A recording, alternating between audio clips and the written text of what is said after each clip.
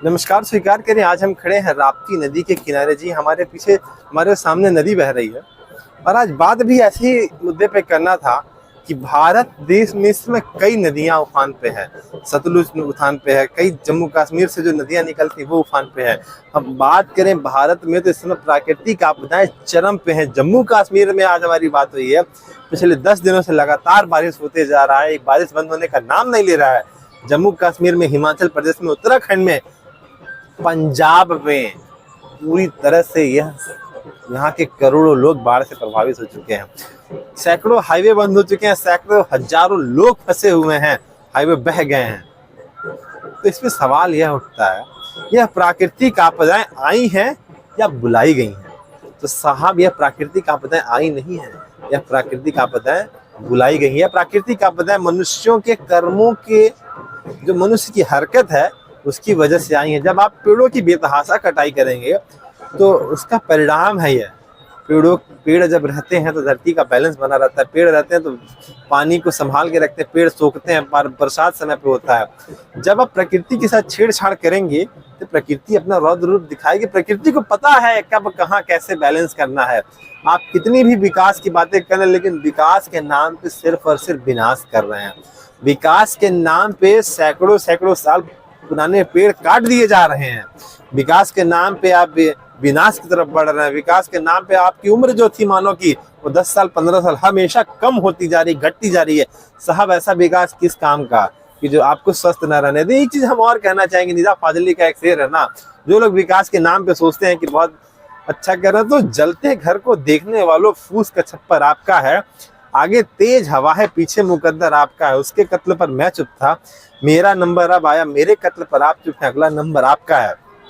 जी हाँ, जिसको भी लगता है कि हम विकास कर रहे हैं, पेड़ों को काट रहे हैं, अपना बैंक बैलेंस बढ़ा रहे हैं, क्योंकि सड़कें बनती है तो उसमें कोई कहने वाली बात नहीं है कि हर साल तो भारत की सड़क बनती है।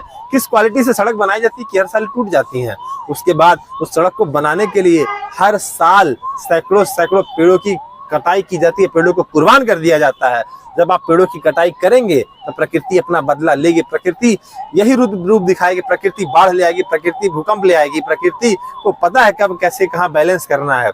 तो हम फिर से मानव से कहेंगे, कृपया करके हाथ जोड़ के अनुरोध करते हैं, प्रकृति के साथ छेड़छाड़ मत करें, पेड़ों की कटाई मत करें, क्योंकि सैकड़ों साल पुराने वृक्षों की कटाई कर रहे हैं। यार, आप पौधे लगा रहे हैं तो कागजों में लगा रहे हैं, उसको पेड़ बनने में सैकड़ों साल लग जाएंगे। फिर पौधों को शिफ्ट करने का भी ऑप्शन है, लेकिन नहीं। गोरखपुर शहर, मुख्यमंत्री के शहर में हम बात करें, अधिकारियों की लापरवाही कहें, विकास की गंगा कहें, क्या अंधविश्वास कहें, क्या हम कहें, हम नहीं कह पा रहे, मेरे पास शब्द नहीं। लेकिन पेड़ों की कटाई हो देखते हैं ना, पेड़ों को कटता हुआ तो बहुत दर्द होता है।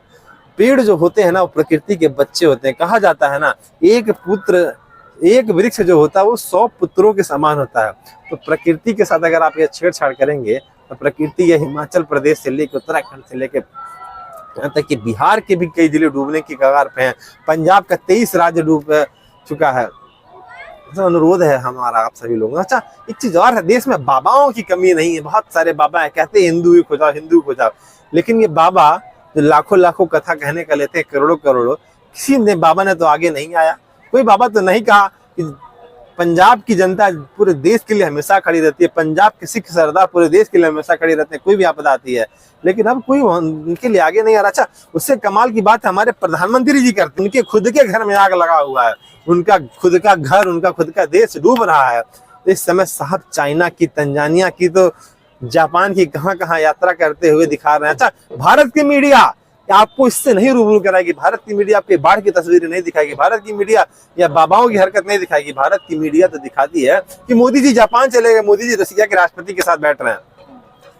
साहब, बातें तब करिएगा दूसरे के देश में जाके विकास की, जब आपका देश सुरक्षित हो, आपके देश के लोगों को आपकी जरूरत है। तो इस समय आप जा रहे हैं, जापान घूम रही है, सवाल उठता, अच्छा अब यह भारत की जनता तय करेगी कि ऐसे बाबाओं के साथ और ऐसे नेताओं के साथ चुनाव आने पे कैसा बर्ताव करना। अगर यहाँ की जनता समझदार होगी तो अपनी इस उंगली की ताकत को समझेगी। और चुनाव है, हर जगह पड़ता है, तो मौका है भारत की जनता के पास लोकतंत्र को बचाने, क्योंकि अभी लोकतंत्र है, अभी नेता आपके पास आते हैं, लोकतंत्र खत्म हो जाएगा तो यकीन मानिए अगर नेता आपके पास आएंगे भी नहीं पूछने, आपके गली मोहल्ले में आएंगे भी नहीं। तो जो नेता आपके हित की बात करे, जो बाबा आपके काम आए, जो आपकी मुसीबत में खड़ा रहे उसी को चुनिएगा। बाकी ये जनता का फैसला है। हमारी बातें कैसी लगी कमेंट करके जरूर बताइएगा, और अगर अच्छी लगी तो लोगों तक शेयर जरूर करिएगा। धन्यवाद।